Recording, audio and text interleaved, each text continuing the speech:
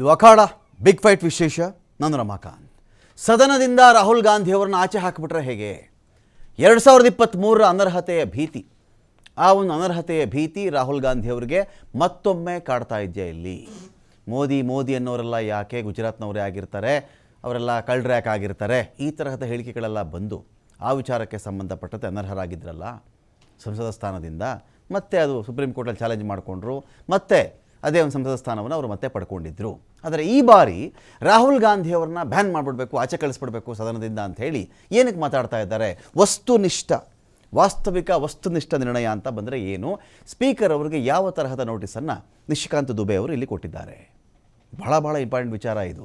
ಇಲ್ಲಿ ಇವರು ಹೇಳ್ತಿರ್ತಕ್ಕಂಥ ಕಾರಣಗಳಿದೆಯಲ್ಲ, ಇವರು ಫಾರಿನ್ಗೆ ಹೋಗ್ತಾರೆ, ಭದ್ರತೆನ ನೆಗ್ಲೆಕ್ಟ್ ಮಾಡಿಬಿಟ್ಟು ಇವರಲ್ಲಿ ಹೋಗ್ಬಿಡ್ತಾರೆ, ವಿದೇಶಕ್ಕೆ ಹೋಗಿ ದೇಶದ ಮಾನ ಮರ್ಯಾದೆ ಕಳೀತಾರೆ, ಇವರು ಬಾಯಿಗೆ ಬಂದಂಗೆ ಮಾತಾಡ್ತಾರೆ.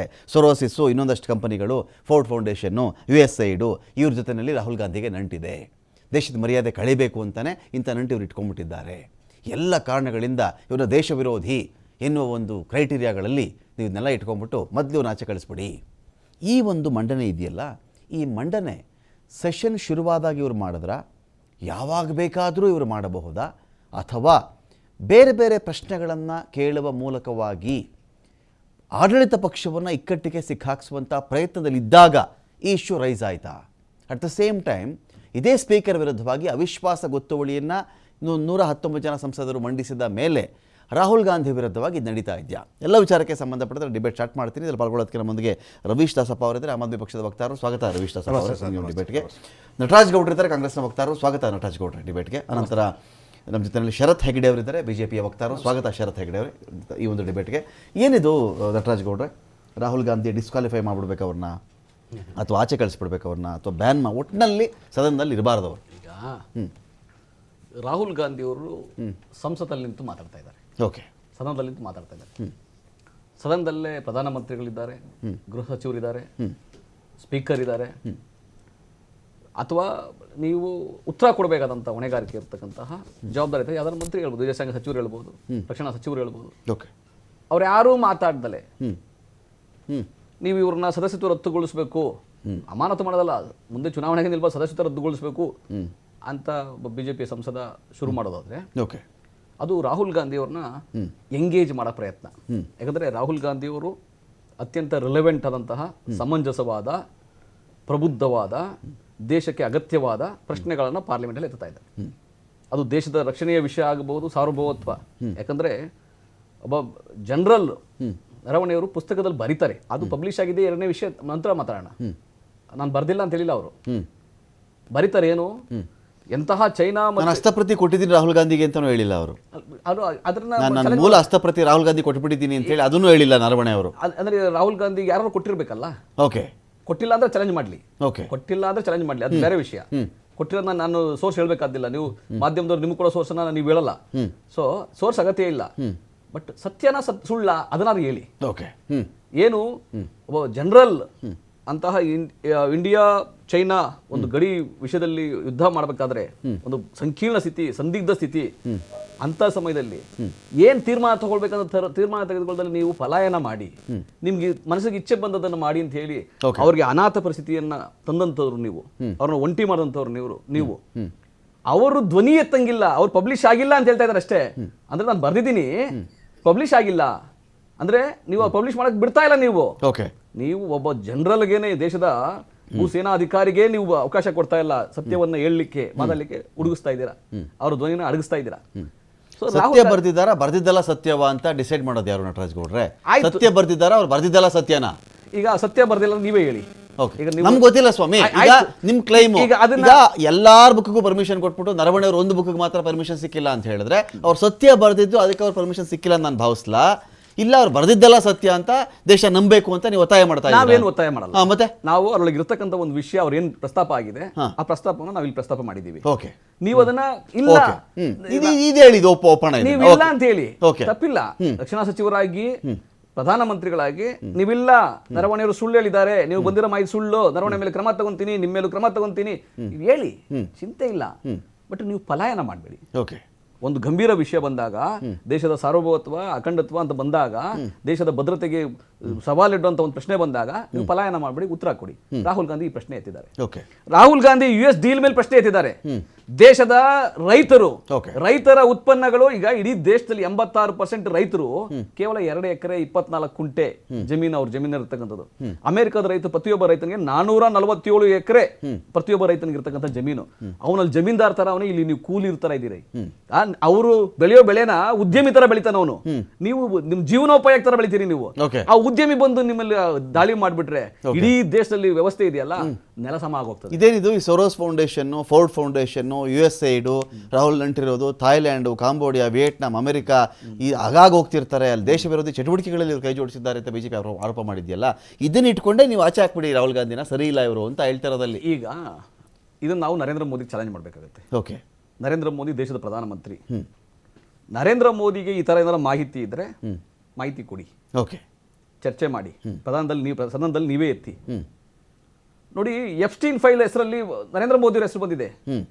ಎಫ್ಸ್ಟೀನ್ದು 30 ಲಕ್ಷ ಏನು ಇಮೇಲ್ ಫೈಲ್ಗಳಿದಾವಲ್ಲ, 3 ಮಿಲಿಯನ್, ಅದರೊಳಗೆ 72 ಬಾರಿ ನರೇಂದ್ರ ಮೋದಿ ಅವರ ಹೆಸರಿದೆ. 72 ಬಾರಿ ಯಾಕೆ ಬಂತು? ಅದಕ್ಕೆ ನೀವು ಕ್ಲಾರಿಫಿಕೇಶನ್ ಕೊಡ್ತಿದ್ದೀರಾ? ಈಗ ನೀವು ನಿಮ್ಮನ್ನ ಯಾವ ರೀತಿಯಾಗಿ ನಾವು ಹೇಳ್ಬೇಕು? ಈ ರೀತಿ ಆದ್ರೆ ಒಂದು ಯಾವುದೋ ಊಹಾಪೋಹ ಹೇಳ್ಬಾರ್ದು. ರಾಹುಲ್ ಗಾಂಧಿಯ ತಂದೆ, ಅವರ ಅಜ್ಜಿ, ಅವರ ಕುಟುಂಬ, ತ್ಯಾಗ, ಬಲಿದಾನ, ದೇಶ ಪ್ರೇಮ ಅಂದ್ರೆ ಅವ್ರಿಂದ ನೋಡಿ ಕಲಿಬೇಕಾಗಿದೆ. ಇವನ್ BJP ಅವರು ಕಲಿಬೇಕಾಗಿದೆ. ಅವ್ರ ಮೇಲೆ ಪ್ರಶ್ನೆ ಮಾಡುವಂತ ಅಗತ್ಯ ಇಲ್ಲಿ ಏನಾಗ್ತಿದೆ ಅಂತ ಹೇಳಿದ್ರೆ, ಈಗ ಏನ್ ಕಾರಣ ಕೊಟ್ಟಿದ್ದೀರಲ್ಲ, ಈ ಕಾರಣಗಳನ್ನ ನಿರೂಪಿಸುವ ಹೊಣೆಗಾರಿಕೆಯು ನಿಮ್ಮದೇ. USAID ಜೊತೆ ನಂಟಿದ್ಯಾ ರಾಹುಲ್ ಗಾಂಧಿಯದ್ದು? ಏನು ನಂಟು USAIDಗೂ ರಾಹುಲ್ ಗಾಂಧಿಗೂ ನಂಟು? ಈ ಸೊರೋಸ್ ಅಂತ ನೀವೇನೋ ಹೇಳ್ತೀರಿ, ಯಾವ ಥರ ನಂಟಿದೆ ಅಲ್ಲಿ? ಈ ಕಡೆ ಫೋರ್ಡ್ ಫೌಂಡೇಶನ್ ಅಂತ ಹೇಳ್ತೀರಿ. ಈ ನಂಟು ದೇಶ ವಿರೋಧಿ ಕೃತ್ಯ. ಬರೋಬ್ಬರ ದೇಶದ ಮಾನ ಕಳೀತಿದ್ದಾರೆ ಅಂತ ಬಂದಾಗ ಓಪನ್ ಆಗಿ ಒಂದು ಹಾಲಲ್ಲಿ ಕೂತ್ಕೊಂಡು ಕ್ಯಾಮ್ರಾ ಮುಂದೆನೇ ರಾಹುಲ್ ಗಾಂಧಿ ಮಾತಾಡಿರೋದು. ಎಲ್ಲೋ ಕದ್ದು ಮುಚ್ಚಿ ಏನೋ ಮಾತಾಡಿ ಅದೇನೋ ಯಾರಿಗೋ ಕೇಳಿಸ್ಬಿಡ್ತು ಅನ್ನೋದಿಲ್ಲ. ಓಪನ್ ಯಾವುದೇ ದೇಶಕ್ಕೆ ಹೋದರೂ ಆ ಡಿಬೇಟ್ಗಳು ಸೋಷಿಯಲ್ ಮೀಡಿಯಲ್ಲೂ ಸಿಗುತ್ತೆ, ನಿಮಗೆ ಮಾಧ್ಯಮದಲ್ಲೂ ನಿಮಗೆ ಸಿಗುತ್ತೆ ಅಂತಿದ್ದಾಗ, ದೇಶದ ಅಧಿಕಾರದ ಚುಕ್ಕಾಣಿರ್ತಕ್ಕಂಥವ್ರು ನೀವು, ಅವು ದೇಶ ವಿರೋಧಿ ಕೆಲಸ ಮಾಡ್ತಾ ಇದ್ದಾರೆ, ಸ್ಪೀಕರ್ ಸಾಹೇಬ್ರೆ ನೀವೇನೋ ಮಾಡಿಬಿಡಿ, ಇವ್ರನ್ನ ಆಚೆ ಹಾಕ್ಬಿಡಿ ನೀವು ಅಂತ ಹೇಳಿದಾಗ ನಿರೂಪಿಸ್ಬೋದಲ್ಲ. ED ಇಟ್ಕೊಳ್ಳಿ, CBI ಇಟ್ಕೊಳ್ಳಿ, IT ಇಟ್ಕೊಳ್ಳಿ, ರಕ್ಷಣಾ ಇಲಾಖೆ ಇಟ್ಕೊಳ್ಳಿ, ಗೃಹ ಇಲಾಖೆ ಇಟ್ಕೊಳ್ಳಿ, ವಿದೇಶಾಂಗ ಸಚಿವಾಲಯವನ್ನು ಇಟ್ಕೊಳ್ಳಿ, ಎಲ್ಲ ನಿಮ್ಮ ಕೈಲೇ ಇರೋದು. ಮೊದಲು ಬರೀ ಸದನದಿಂದ ಆಚೆ ಹಾಕಬೇಡಿ, ಪರ್ಮನೆಂಟ್ ಜೈಲಲ್ಲಿ ಕೂಡಿಸ್ಬಿಡಿ, ಆ ಕೆಲಸ ಮಾಡಿ ಅಂತ ಹೇಳೋದು. ಇದು ಬರ್ಬಿಟ್ರೆ ಸ್ಪೀಕರ್ ಮುಂದೆ ಎತ್ಕೊಂಡು ನಿಶಿಕಾಂತ್ ದುಬೆ ಅದು ಮಾಡಿ ಇದು ಮಾಡಿ ಅಂತ ಕೇಳಿದ್ರೆ, ಸ್ಪೀಕರ್ ಈ ಸ್ಪೀಕರ್ ಇದು ಅವ್ರ ಕೈಲಿ ಆಗುತ್ತಾ? ದೇಶ ವಿರೋಧಿ ಅಂತ ಪ್ರೂವ್ ಮಾಡಬೇಕಾದ್ರೆ ಅದು ಯಾರು ಹೇಳಿ ನಮಗೆ, ಒಬ್ಬ ಮನುಷ್ಯನನ್ನು ದೇಶದಲ್ಲಿ? ನೋಡಿ, ಅದನ್ನೇ ನಾನು ಒಂದಷ್ಟು ಕ್ಲಾರಿಫೈ ಮಾಡ್ತೀನಿ. ಈಗೇನು ರಾಹುಲ್ ಗಾಂಧಿಯವರು ಏನು ಕೆಲವೊಂದು ವಿಷಯಗಳು ಅಲ್ಲಿ ಏನು ಈ ಸಂಸತ್ತನ್ನು ವೇದಿಕೆಯನ್ನಾಗಿಸಿ ಜನರಿಗೆ ಏನು ಹೊರಗಿನ ಪ್ರಪಂಚಕ್ಕೆ ಕೆಲವೊಂದು ತಪ್ಪು ಮಾಹಿತಿಯನ್ನು ಕೊಡ್ತಾ ಇದ್ದಾರೆ, ಅದನ್ನ ನಿಶಿಕಾಂತ್ ದುಬೆ ಅವರು ಪ್ರಶ್ನಿಸಿದ್ದಾರೆ. ಅದು ಸಬ್ಸ್ಟ್ಯಾನ್ಷನಲ್ ಮೋಷನ್ ಅಂತ ಹೇಳುವ ಒಂದು ಅಲ್ಲಿ ಅದರದೇ ಆದ ಒಂದು ಕಾನೂನು ಚೌಕಟ್ಟಿನಲ್ಲಿ ಅಲ್ಲಿ ಕೇಳಲ್ಪಟ್ಟಿದ್ದಾರೆ. ಅದಕ್ಕೆ ಕಾರಣ ನಾನು ಒಂದಷ್ಟು ಹೇಳ್ತೀನಿ. ಈಗ ಜಾರ್ಜ್ ಸುರೇಶ್ ಅಂತೇಳಿ ವಿಷಯ ಬಂತು ಇವಾಗ, ಅದ್ರ ಬಗ್ಗೆ ನಾನು ಒಂದಷ್ಟು ವಿಷಯಗಳನ್ನು ಹೇಳ್ತೀನಿ. ಜಾರ್ಜ್ ಸುರೇಶ್ ಅಂತ ಹೇಳೋ ವ್ಯಕ್ತಿ ಬ್ರಿಟನ್ ಸಂಸತ್ತನ್ನೇ ಹೈಜಾಕ್ ಮಾಡ್ಲಿಕ್ಕೆ ಹೊಡ್ತಾರೆ ತನ್ನ ಬಿಸ್ನೆಸ್ಸಿಗೋಸ್ಕರ. ಅಲ್ಲಿ ಆಂಟಿ ನ್ಯಾಷನಲಿಸ್ಟ್ ಅಂತ ಹೇಳಿ ಅವರು ಬಿರುದು ಪಡ್ಕೊಳ್ತಾರೆ. ಅಂತವರ ಒಂದು ಆಂಟಿ ನ್ಯಾಷನಲಿಸ್ಟ್ ಜೊತೆಗೆ ಇವರಿಗೇನು ಕೆಲಸ? ಹೊರದೇಶಗಳಲ್ಲಿ ಹೋದಂತಹ ಸಂದರ್ಭದಲ್ಲಿ ಇಲ್ಲಿ ದಲಿತರಿಗೆ ನೀವು ಸರಿಯಾದ ಏನು ಮೀಸಲಾತಿಯನ್ನು ಒದಗಿಸಬೇಡಿ ಅಂತ ಹೇಳ್ತಾರೆ. ನೀವು ಇಲ್ಲಿ ಪಾಕಿಸ್ತಾನದ ಮೇಲೆ ಏನು ದಾಳಿ ಮಾಡಿದ್ರೆ ಅದಕ್ಕೆ ಪ್ರೂಫ್ ಕೊಡಿ ಅಂತ ಅಲ್ಲಿ ಎಲ್ಲಿ ಹೇಳ್ತಾರೆ? ಹಾಗಾದ್ರೆ ಇವರಿಗೆ ನಮ್ಮ ದೇಶದ ರಾಷ್ಟ್ರೀಯತೆ ಬಗ್ಗೆ, ಸಾರ್ವಭೌಮತ್ವದ ಬಗ್ಗೆ ಇವ್ರಿಗೆ ನಂಬಿಕೆ ಇಲ್ವಾ? ಇಲ್ಲಿ ಸಂವಿಧಾನದ ಬಗ್ಗೆ ಯಾವುದೇ ರೀತಿ ನಂಬಿಕೆ ಇಲ್ವಾ? ಅಲ್ಲಿ ಹೇಳುವ ಅವಶ್ಯಕತೆ ಇತ್ತಾ? ಒಂದ್ ಕಡೆ ಹೇಳ್ತಾರೆ ಟ್ರಂಪ್ ಮೋದಿಯ ಉಸಿರನ್ನೇ ಗಟ್ಟಿಸಿದ್ದಾರೆ ಅಂತೇಳಿ, ನಿರ್ಮಾಣ ಮಾಡಿದ್ದಾರೆ ಅಂತ ಹೇಳುವ ಒಂದು ಹೇಳಿಕೆಯನ್ನು ಕೊಟ್ಟಿದ್ದಾರೆ. ಅದರಂತೆ ಮಾಧ್ಯಮದ ಬಗ್ಗೆನೂ ಹೇಳಿಕೆಯನ್ನು ಕೊಟ್ಟಿದ್ದಾರೆ. ತಮಗೆಲ್ಲ ಗೊತ್ತಿರಬಹುದು. ಮಾಧ್ಯಮದವರನ್ನೂ ಸಹಿತ ಇಲ್ಲಿ ಆರೋಪಿ ಸ್ಥಾನದಲ್ಲಿ ಇರಿಸುವಂತಹ ಕೆಲಸ ಇವತ್ತಿನ ದಿವಸ ರಾಹುಲ್ ಗಾಂಧಿ ಇವತ್ತಿನ ಒಂದು ಸ್ಟೇಟ್ಮೆಂಟ್ ಅಲ್ಲಿ ಮಾಡಿದ್ದಾರೆ. ಅಂದ್ರೆ ನೀವು ಸಂಸತ್ಗೆ ಹೋಗ್ತಾ ಇರುವುದು ಜನರಿಗೆ ಅಪಪ್ರಚಾರ, ತನ್ನ ಅಸ್ತಿತ್ವವನ್ನು ಉಳಿಸಲಿಕ್ಕೋಸ್ಕರ ಜನರಿಗೆ ಅಪಪ್ರಚಾರ ಮಾಡುವ ಮುಖಾಂತರ. ನೋಡಿ, ನೀವು ಟೀಕೆ ಟಿಪ್ಪಣಿ ಯಾವುದನ್ನೇ ಮಾಡಿ ಅದು ಏನಿದೆ ಅಂತಂದ್ರೆ ಒಂದು ಚೌಕಟ್ಟಿನಲ್ಲಿ ಇರಲಿ. ಚೌಕಟ್ಟು ಅಂದ್ರೆ ಯಾವ ರೀತಿ, ಒಂದು ಅಭಿವೃದ್ಧಿ ಪರವಾಗಿರ್ಲಿ. ಅಲ್ಲಿ ಸೆಷನ್ ನಡೆಸೋದು ಏನಕ್ಕೆ ಇಷ್ಟೆಲ್ಲ ಜನರ ಒಂದು ತೆರಿಗೆ ಹಣದಿಂದ ಅಲ್ಲಿ ಸಂಸತ್ತಲ್ಲಿ ಯಾಕೆ ಅಧಿವೇಶನ ನಡೆಸ್ತಾರೆ ಅಂತ ಹೇಳಿದ್ರೆ, ಅಲ್ಲಿ ಜನರ ಅಭಿವೃದ್ಧಿಗೋಸ್ಕರ, ಜನರ ಅಭಿವೃದ್ಧಿ ಬಗ್ಗೆ ಚರ್ಚೆ ಆಗ್ಲಿ ಅಂತ ನಡೆಸ್ತಾರೆ ವಿನಃ ಈ ತರ ಅನ್ಪಬ್ಲಿಷ್ಡ್ ಬುಕ್ ಅನ್ನ ತೆಗೆದುಕೊಂಡು ಹೋಗಿ ನೀವು ಅಲ್ಲಿ ನೋಡಿ, ಅನ್ಪಬ್ಲಿಷ್ ಬುಕ್ ಅನ್ನ ನೀವು ಅಲ್ಲಿ ಸಂಸತ್ತಲ್ಲಿ ತೋರಿಸುವ ಹಾಗಿಲ್ಲ. ಅದು ಸಹಿತ ಅಲ್ಲಿ ಅಪರಾಧವೇ. ಕಾನೂನಲ್ಲಿ ಹೇಳುತ್ತೆ, ಅದು ಸೆಕ್ಷನ್ ವೈಸು ನಾನು ಹೇಳಬಲ್ಲೆ ಬೇಕಾದ್ರೆ. ಅದನ್ನೇ ಮಾತಾಡಿ. ಪೆಂಗ್ವಿನ್ ಅಂತ ಹೇಳಿ ಒಂದು ಈಗ ಶರತ್ ಏನ್ ಗೊತ್ತಾ, ಶರತ್ ನಾವೇನ್ ಹೇಳ್ತೀವಿ ಗೊತ್ತಾ, ಇದನ್ನ ನೀವು ಬಿಡಬೇಡಿ, ರಾಹುಲ್ ಗಾಂಧಿ ವಿಚಾರಗಳನ್ನ ನೀವು ಬಿಡಬೇಡಿ, ದಯವಿಟ್ಟು ಸೆಷನ್ನಲ್ಲೇ ಮಾತಾಡಿ. ಹರ್ದೀಪ್ ಸಿಂಗ್ ಪುರಿ ಹೆಸರು ಎಪ್ಸ್ಟೀನ್ ಫೈಲ್ಸ್ ಅಲ್ಲಿ ಯಾಕೆ ಬಂತು ಅಲ್ಲೇ ಕೇಳಿ, ಅದನ್ನ ಕೇಳಿಸ್ಕೋಬೇಕು ನೀವು ಪೂರ್ತಿ. ನೀವು ಹೇಳಿ ನಾನು ಕೇಳಿಸ್ಕೊಂಡಿದ್ದೀನಿ. ಹರ್ದೀಪ್ ಸಿಂಗ್ ಪುರಿ ಹೆಸರು ಎಪ್ಸ್ಟೀನ್ ಫೈಲ್ಸ್ ಅಲ್ಲಿ ಯಾಕೆ ಬರ್ತಾ ಇದೆ, ಆ ದ್ವೀಪ ಅಂದ್ರೆ ಯಾವುದು, ಯಾರ್ಯಾರು ನಂಟಲ್ಲಿದ್ರು, ಇದು ಇಡೀ ಪ್ರಪಂಚದಲ್ಲಿ ಈ ವ್ಯಕ್ತಿಗಳ ಹೆಸರು ಬರುವುದರೊಂದಿಗೆ ಭಾರತದ ಮಾನ ಇಲ್ಲಿ ಹರಾಜಾಗ್ತಿದೆ ಅಂತ ನಿಮ್ಗೆ ಅನಿಸ್ತಿಲ್ವಾ? ಹರ್ದೀಪ್ ಸಿಂಗ್ ಪುರಿ ಯಾರು? ಎಪ್ಸ್ಟೀನ್ಗೂ ಆ ಶಿಶುಕಾಮಿ, ಮಕ್ಕಳ ಕಾಮಿ ಎಪ್ಸ್ಟೀನ್ಗೂ ಇವ್ರಿಗಿರ್ತಕ್ಕಂಥ ನಂಟೇನು ಕೇಳಬೇಕಲ್ಲ ನಾವು ಅದನ್ನು. ಈ ದೇಶ ಕೇಳಬಾರ್ದಾ? ಬಿಟ್ಬಿಡಿ. ಈ ಪುಸ್ತಕದ ವಿಚಾರಕ್ಕೆ ಬರ್ತೀನಿ.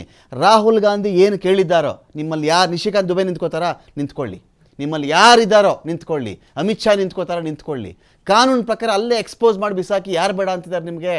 ನೋಡಿ, ಈ ಹಿಂದೆ ರಾಹುಲ್ ಗಾಂಧಿ ಅವರ ಸದಸ್ಯತ್ವ ರದ್ದುಗೊಳಿಸಿತ್ತು ಏನು ಕೋರ್ಟು. ನಂತರದಲ್ಲಿ ಇವರು ಬೇಲ್ ಮೇಲೆ ಹೊರಗಡೆ ಇದ್ದಾರೆ. 2 ವರ್ಷಗಳ ಕಾಲ ಸಜೆಯನ್ನ ವಿಧಿಸಂತ ಕೋರ್ಟು ನಂತರದಲ್ಲಿ ಇವರು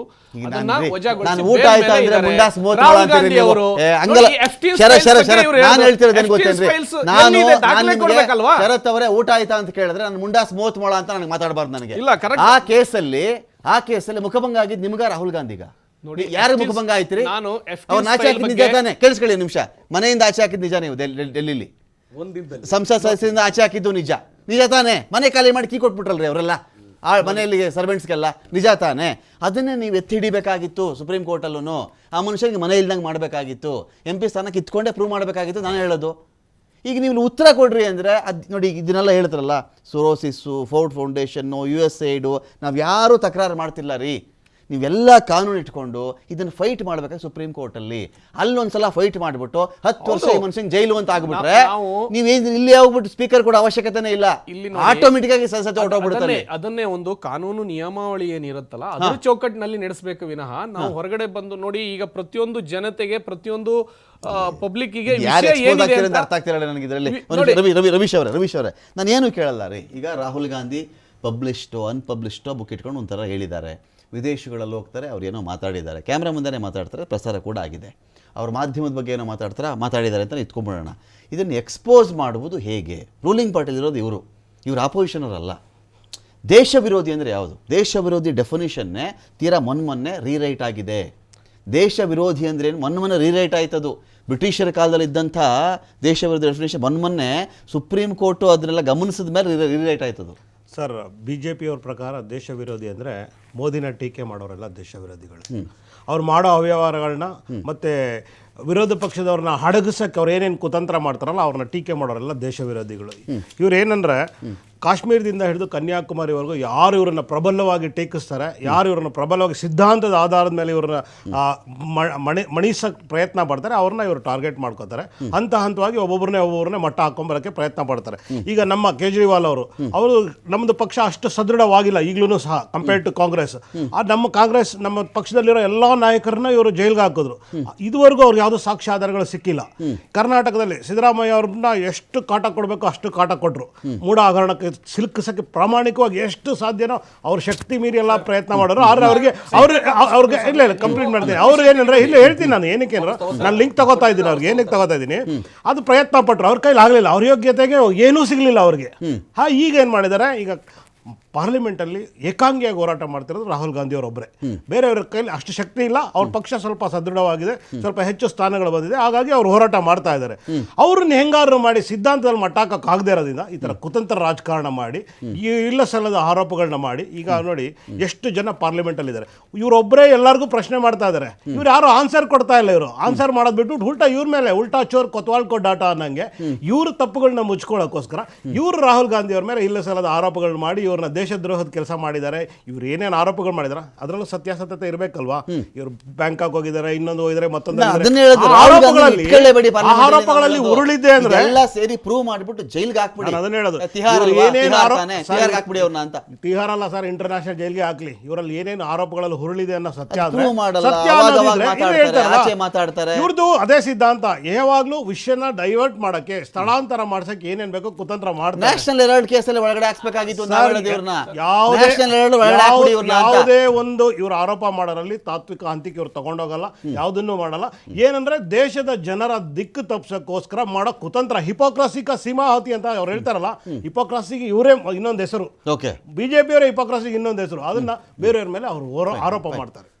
ಅಖಾಡ ಬಿಗ್ ಫೈಟ್ ವಿಶೇಷ ಮತ್ತೆ ಮುಂದುವರಿಸ್ತಾ ಇದ್ದೀನಿ. ಒಂದು ವೇಳೆ ರಾಹುಲ್ ಗಾಂಧಿ ಅವರನ್ನ ಆಚೆ ಹಾಕುವುದಾದರೆ ಪ್ರಕ್ರಿಯೆಗಳು ಹೇಗೆ, ಏನು ಸೂಚನೆ ಎಲ್ಲ ಕೊಡ್ತಾ ಇದ್ದಾರಲ್ಲ, ಯಾವ ಥರ ಆಚೆ ಹಾಕಬೇಕೊಬ್ಬ ಎಂ ಪಿ ಏನಂತ ಪ್ರಶ್ನೆ ಬಂದಾಗ ವಾಸ್ತವಿಕ ನಿರ್ಣಯ, ಕನ್ನಡದಲ್ಲಿ ಒಂದು ಅವಿಶ್ವಾಸ ಗೊತ್ತುವಳಿ ನಿರ್ಣಯ ಅಂತಲೇ ಹೇಳಬಹುದು. ಇದನ್ನು ಉನ್ನತ ಅಧಿಕಾರದಲ್ಲಿರ್ತಕ್ಕಂಥ ವ್ಯಕ್ತಿ ವಿರುದ್ಧವಾಗಿ ದೋಷಾರೋಪಣೆಯ ಹೊಣೆ ಹೊರಿಸಬೇಕು. ಮೊದಲು ಹೊಣೆ ಹೊರಿಸಿದ ಮೇಲೆ ವಾಸ್ತವಿಕ ನಿಲುವಳಿ ಮಂಡಿಸುವಂಥ ವ್ಯಕ್ತಿ ಯಾರ ವಿರುದ್ಧ ಏನು ಹೇಳ್ತಾ ಇದ್ದಾರೆ ಅದಕ್ಕೆ ಸಾಕ್ಷಿ ಇಟ್ಕೊಂಡು ಇದನ್ನು ನಿಲುವಳಿಯನ್ನು ಮಂಡಿಸಿರಬೇಕು, ಅಂತರಷ್ಟು ಪ್ರೂಫ್ ಇಟ್ಕೋಬೇಕು ಅವರು ಅಂತೇಳಿ ಸೂಕ್ತ ದಾಖಲೆಗಳನ್ನು ನೀಡುವ ಮೂಲಕ ವಾಸ್ತವಿಕ ನಿರ್ಣಯ ಕೈಗೊಳ್ಳಬೇಕು.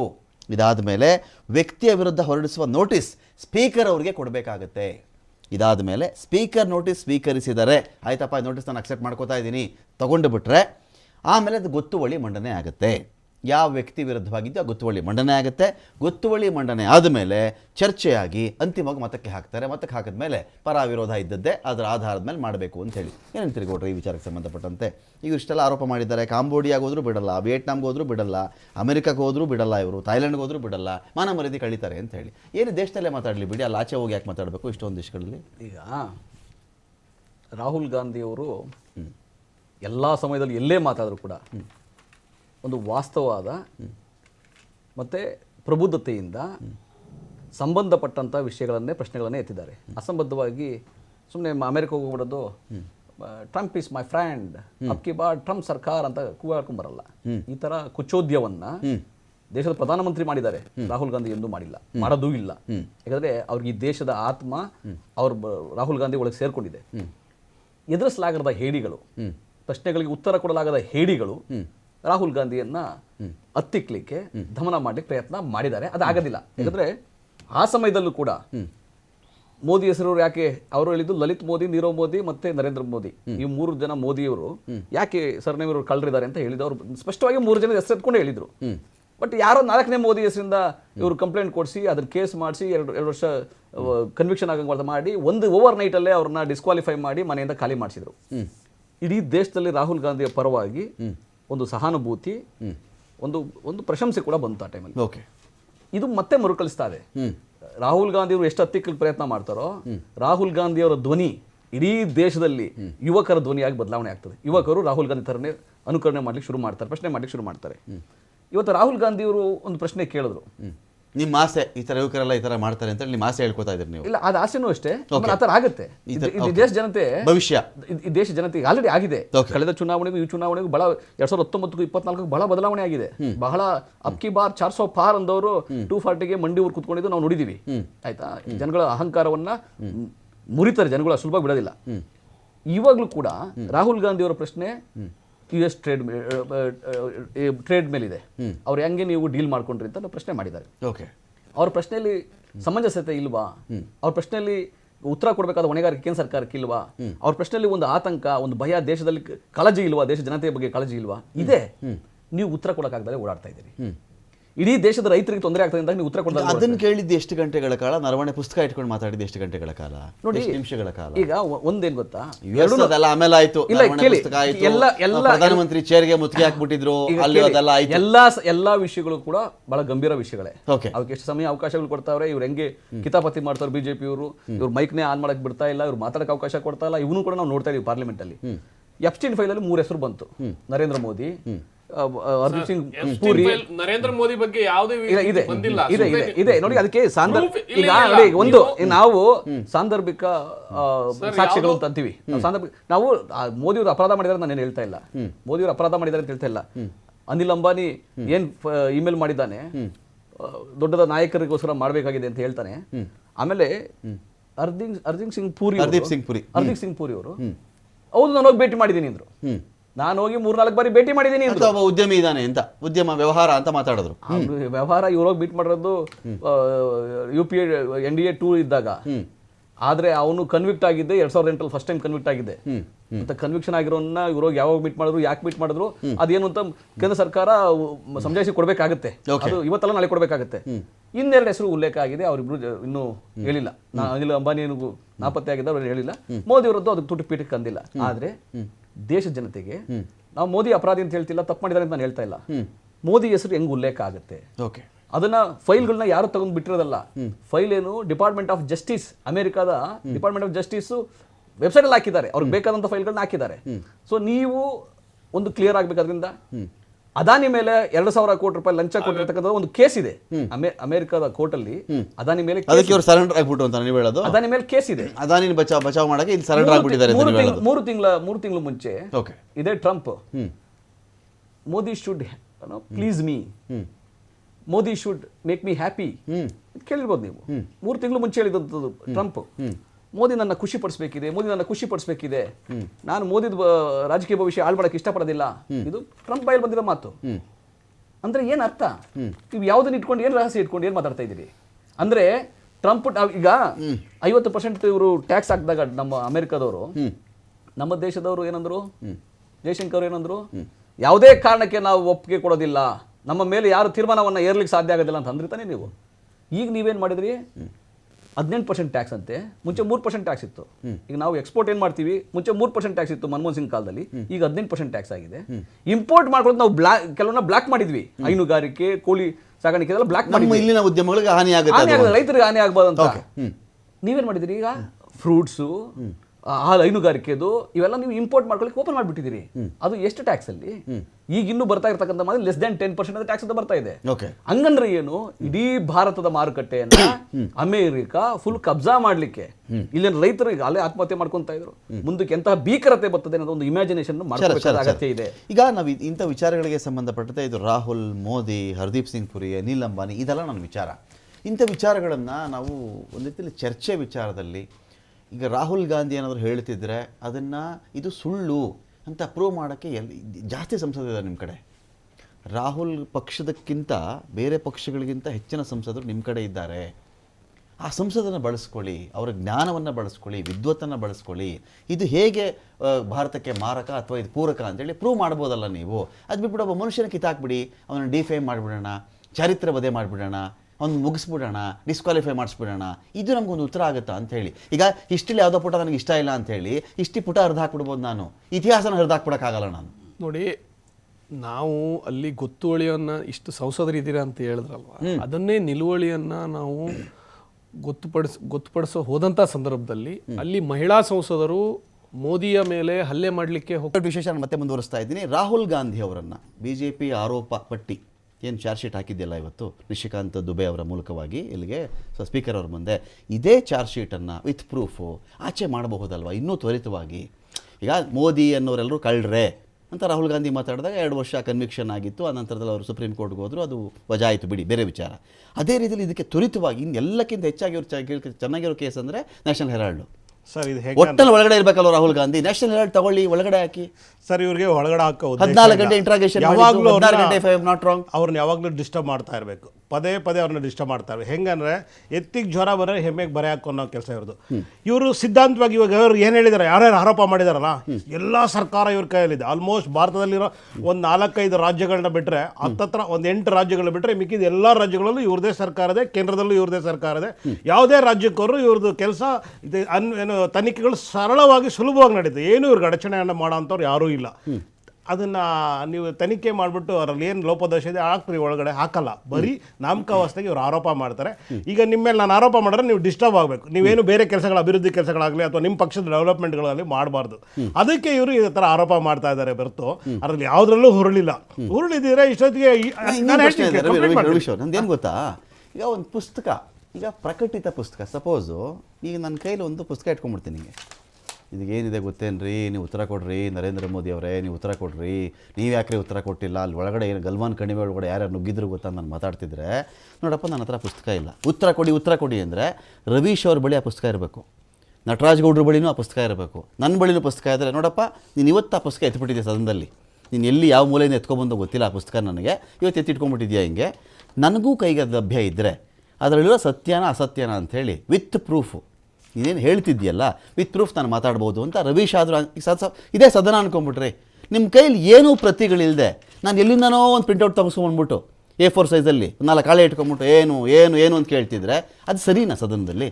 ಸರ್ ನರವಣೆ ಬರದಿಲ್ಲ, ಇನ್ನೊಬ್ರು ಬಂದಿರಲಿ, ಅದು ಯಾರೇ ಕ್ವಶನ್ ಮಾಡಲಿ, ಯಾರೇ ಹೌದು, ಪುಸ್ತಕ 4 ಜನ ಕೊಡ್ಬೇಕ್ರಿ. ಒಂದ್ ವೇಳೆ ನಮ್ಮ ಬಜೆಟ್ ಚರ್ಚೆ ಮಾಡ್ತೀವಿ, ಎಲ್ಲರ ಹತ್ರ ಬಜೆಟ್ ಪ್ರತಿ ಇರ್ತವೆ, ಪಾಯಿಂಟ್ಸ್ ನೋಟ್ ಮಾಡ್ಕೊಂಡು ಬಂದಿರ್ತಾರೆ, ಅಂತಾನೆ ಉತ್ತರ ಕೊಡ್ಬೇಕಾಗಿರೋದು. ಇದು ಯಾವ ಕತೆ ರಾಹುಲ್ ಗಾಂಧಿ ಇದು? ಅದಕ್ಕೆ ನಾನು ಮಾತಾಡ್ತೀನಿ ಸರ್. ಒಂದ್ ವೇಳೆ ಎಲ್ಲರ ಹತ್ರ ಪುಸ್ತಕ ಇಲ್ಲ ಅಂದ್ರು ಓಕೆ, ಆ ಕಾಲಘಟ್ಟದಲ್ಲಿ ಅವತ್ತು ಯಾರು ಯುದ್ಧ ಸಂದರ್ಭದಲ್ಲಿ ಇರ್ತಾರೆ ಅಲ್ಲಿ ಬೇರೆ ಬೇರೆ ಅಧಿಕಾರಿಗಳು ಇರ್ತಾರಲ್ಲ, ಇವ್ರು ಏನು ಬರ್ದವ್ರೆ ಅಂತ ಗೊತ್ತಿಲ್ವಲ್ರಿ. ಅಯ್ಯೋ ರವೀಶ್, ಏನ್ ಗೊತ್ತಾ, ಒಂದು ಸರ್ಕಾರಿ ಕಡತಗಳು ನಿಮ್ಗೊಂದು ತಿಳ್ಕೊಳ್ಳಿ, ಜಲಿಯನ್ ವಾಲಾಬಾಗ್ ಹತ್ಯಾಕಾಂಡ 1919 ನಡೀತಲ್ವಾ, 19 ನಡೀತಲ್ವಾ ಜಲಿಯನ್ ವಾಲಾಬಾಗ್ ಹತ್ಯಾಕಾಂಡ, ಸರ್ಕಾರಿ ದಾಖಲೆಗಳು ಚೆಕ್ ಮಾಡಿಬಿಟ್ರೆ 1000 ಜನ ಸತ್ರು ಅಂತಿದೆ. ಕೇಳಿಸ್ಕೊಳ್ಬಿಡಿ, ಪೂರ್ತಿ ಸರ್ಕಾರಿ ರೆಕಾರ್ಡ್ಸ್ ಇಷ್ಟೇ ಹೇಳೋದು. ಬಟ್ ವಾಸ್ತವದಲ್ಲಿ 3000ಕ್ಕೆ ಜಾಸ್ತಿ ಜನ ಸತ್ರು ಅಂತ ಕೂಡ ಕೆಲವರು ಇತಿಹಾಸಕಾರ ಕೆಲವರು ಹೇಳ್ತಾರೆ. ನಾನು ನಂಬೋದೇನು, ಕಾಶ್ಮೀರದಲ್ಲಿ ಜನಗಳ ಕೊಲೆ ಆಗ್ಬಿಡ್ತು, ಅಷ್ಟೊಂದು ಜನ ಸತ್ರು, ಸರ್ಕಾರಿ ದಾಖಲೆ 5, 6, 8, 10. ಈಗ ಇದೆ ನರವಣೆ, ಇವರೇನೋ ಹೇಳ್ತಿದ್ದಾರಪ್ಪ. ನಾನು ಕೇಳೋದು ಸರ್ಕಾರಿ ರೆಕಾರ್ಡ್ಸ್, ಚೀನಾ ಮತ್ತು ಭಾರತ ಗಾಲ್ವಾನ್ ಕ್ಲಾಶ್, ಇಲ್ಲಿ ಏನಾಯಿತು, ಚೀನಾದವ್ರು ಎಷ್ಟು ಜನ ಸತ್ರು, ನಮ್ಮವ್ರು ಎಷ್ಟು ಜನ ಸತ್ರು, ಆ ರೆಕಾರ್ಡ್ ಇಟ್ಕೊ. ಇದು ಏನು ಹೇಳ್ತಿದ್ದೀನಿ ಅಂತ ನಮ್ಗೆ ಅರ್ಥ ಆಗ್ತಿರಲ್ಲ, ಪುಸ್ತಕದಲ್ಲಿ ಏನು ಬರ್ದವ್ರೆ ಅಂತ ಗೊತ್ತಿರಲ್ಲ. ಸರಳ ಉಪಾಯ, ಆ ಪುಸ್ತಕ ಬಿಡುಗಡೆ ಮಾಡಕ್ಕೆ ಅನುಮತಿ ಕೊಡ್ರಪ್ಪ, ಅನುಮತಿ ಕೊಟ್ರೆ ಜಗಜ್ಜಾಹೀರಾಗುತ್ತೆ. ಇದ್ರಲ್ಲಿ ಏನ್ ಸತ್ಯಾಸತ್ಯತೆ ಅಡಗಿದೆ ಅದು ಎಲ್ರಿಗೂ ಈಗ ಪುಸ್ತಕ ಬರ್ದಿರೋರು ಏನ್ ಕಾಮನ್ ಮ್ಯಾನ್ ಅಲ್ಲ. ಒಂದು ದೇಶದ ಇಡೀ ವಿಶ್ವದಲ್ಲಿ ಪ್ರಬಲ ಪ್ರಜಾಪ್ರಭುತ್ವ ಇರತಕ್ಕಂತ ಪ್ರಬಲ ಭೂಸೇನೆ ಅಧ್ಯಕ್ಷರು ಮುಖ್ಯಸ್ಥರು ಬರ್ದಿರೋ ಪುಸ್ತಕನ ನೀವು ಅದನ್ನ ತಡೆ ಹಿಡಿತೀರಾ ಅಂದ್ರೆ ನಿಮಗೆ ಭಯ ಇದೆ, ನಿಮ್ಮಲ್ಲಿ ಹುಳುಕಿದೆ, ನಿಮ್ಮಲ್ಲಿ ಏನೋ ಲೋಪದೋಷ ಇದೆ. ಸತ್ಯ ಇದ್ರು ಆಮೇಲೆ ನೀವು ತೀರ್ಮಾನ ಮಾಡಿ ಫಸ್ಟ್ ಆ ಪುಸ್ತಕ ಮಾಡಬೇಕು ಅಂದ್ರೆ ನಿಮಗೆ ಮಧ್ಯಾಹ್ನವೋ 3 ಗಂಟೆಗೆ ಒಂದು ಇನ್ಫಾರ್ಮೇಶನ್ ಬರುತ್ತೆ, ನಿಮ್ಮ ಮಟ್ಟದಲ್ಲಿ ನೀವು ಅದಕ್ಕೆ ಪ್ರಿಪೇರ್ ಆಗಿ ಬರ್ತೀರಿ, ನಿಜ ಅಲ್ವಾ?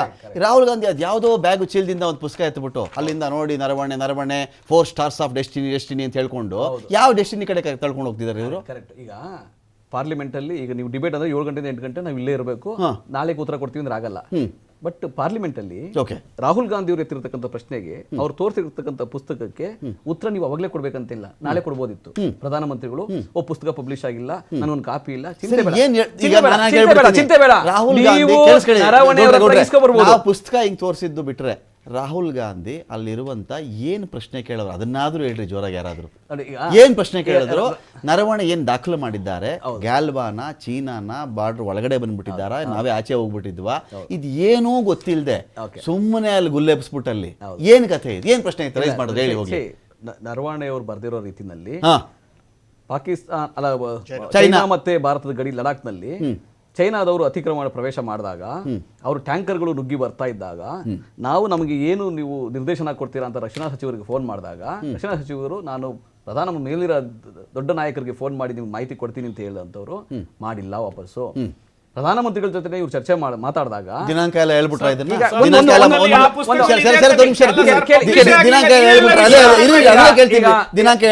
ಈಗ ನಾನು 1 ನಿಮಿಷ ದಿನಾಂಕ, ಸಮಯ, ಗಂಟೆ ಪ್ರಧಾನಮಂತ್ರಿ ಅಥವಾ ರಕ್ಷಣಾ ಸಚಿವರಿಗೆ ತಗೊಳ್ಳೋದು ದೊಡ್ಡ ವಿಷಯ ಅಲ್ಲ. ನಿಮ್ಗೆ ಇನ್ನು ತಗೊಳ್ಳೋದು ಮಾಹಿತಿ, ಯಾಕಂದ್ರೆ ಇಲ್ಲ ನರವಣೆ ಅವರು ಸುಳ್ಳು ಹೇಳ್ತಾವ್ರೆ ಅಂತ ನಿಮ್ಗೆ ಏನಾರು ಅನ್ಸಿದ್ರೆ ಅವ್ರ ಮೇಲೆ ನೀವು ಕ್ರಮ ತಗೊಳ್ಳಿ. ಯಾಕಂದ್ರೆ ನಿಮ್ಮ ಸಮಯದಲ್ಲಿ ಅವರು ನಮಗೆ ಒಂಟಿಯಾಗಿ ಬಿಟ್ಬಿಟ್ರು, ನಮ್ಗೆ ಅನಾಥ ಪ್ರಜ್ಞೆ ಕಾಡ್ತು, ನಮ್ಗೆ ತೀರ್ಮಾನ ಬರ್ದಿರೋದಕ್ಕೇನೆ ಆ ಪುಸ್ತಕ ತಡೆ ಹಿಡಿದಿರ್ಬೋದಲ್ವಾ? ಅದರ ಹೇಳಿ ಪ್ರಧಾನಮಂತ್ರಿ ರಕ್ಷಣಾ ಸಚಿವರು ನೀವು ಹೇಳಿದ್ರಲ್ಲ ಈ ಮಾತನ್ನ, ಇವ್ರು ಬಿಜೆಪಿ ವಕ್ತಾರ ಹೇಳ್ತಾರಲ್ಲ ಇದೇ ಮಾತನ್ನ ರಕ್ಷಣಾ ಸಚಿವರು ಮತ್ತೆ ಪ್ರಧಾನಮಂತ್ರಿಗಳು ಅವ್ರು ಸುಳ್ಳು ಬರ್ದಿದ್ದಾರೆ, ನಾವು ಅನುಮತಿ ಕೊಟ್ಟಿದ್ವಿ, ನಾವು ಈ ಕ್ರಮ ತಗೊಂಡಿದ್ವಿ ಅಥವಾ ಈ ತರ ಘಟನೆ ನಡೆದಿಲ್ಲ, ಏನಾದ್ರು ಹೇಳಿ ತಪ್ಪಿಲ್ಲ, ಕ್ರಮ ತಗೊಳ್ಳಿ. ನೋಡಿ, ಪಬ್ಲಿಷರ್ ಈ ಕಂಟೆಂಟ್ ಇಲ್ಲ ಅಂತ ಹೇಳ್ತಿಲ್ಲ, ರೈಟರು ಈ ಕಂಟೆಂಟ್ ಇಲ್ಲ ಅಂತ ಹೇಳಿ ರೈಟರು ನರವಣೆ ಅವ್ರಿಗೆ ಕಂಟೆಂಟ್ ಇಲ್ಲ ಅಂತ ಹೇಳ್ತಿಲ್ಲ, ಪ್ರಧಾನಮಂತ್ರಿ ರಕ್ಷಣಾ ಸಚಿವರು ಕಂಟೆಂಟ್ ಇಲ್ಲ ಅಂತ ಹೇಳ್ತಿಲ್ಲ. ಅವ್ರು ಹೇಳ್ತಾ ಇದ್ದಾರೆ unpublished book you cannot quote, unpublished book you cannot quote. Information whether it's published or unpublished, I have information, I have source, I will disclose. If you have anything you counter it. ನೀವು counter ಮಾಡಿ, ಅದು ಬಿಟ್ಬಿಟ್ಟು ನೀವು ಮಾತಾಡಕ್ಕೆ ಅವಕಾಶ ಕೊಡಲ್ಲ, ನೀವು ಚರ್ಚೆಗೆ ಅವಕಾಶ ಕೊಡಲ್ಲ. ನೋಡಿ, ನರವಣೆ ಪುಸ್ತಕವನ್ನ ನರವಣೆಯವರು ಡಿಫೆಂಡ್ ಮಾಡಬೇಕು, ನರವಣೆಯವರು ಬಂದು ಹೇಳಬೇಕು, ಸೂಕ್ತ ದಾಖಲೆ ಕೊಡಬೇಕು, ಅವ್ರ ಪುಸ್ತಕದಲ್ಲಿ ಬರ್ಕೊಂಡಿರಬಹುದು. ರಾಹುಲ್ ಗಾಂಧಿ ಗ್ಯಾಲ್ವಾನ್ ಕಣಿ ಮೇಲೆ ಹೋಗಿ ಇಣಿಕ್ ನೋಡ್ಬಿಟ್ಟು ಹೇಳ್ತಿರೋದು, ಇಣಿಕ್ ನೋಡಿದ್ರಾ? ಕೊಡ್ಲಿಲ್ಲ, ಫೋನ್ ಕದ್ದಾಲಿಕೆ ಮಾಡ್ಕೊಂಡು ಕೇಳ್ತಿದ್ದೆ ನಾನು, ಇದೆಯಾ ಇದು? ಇಲ್ವಲ್ಲ.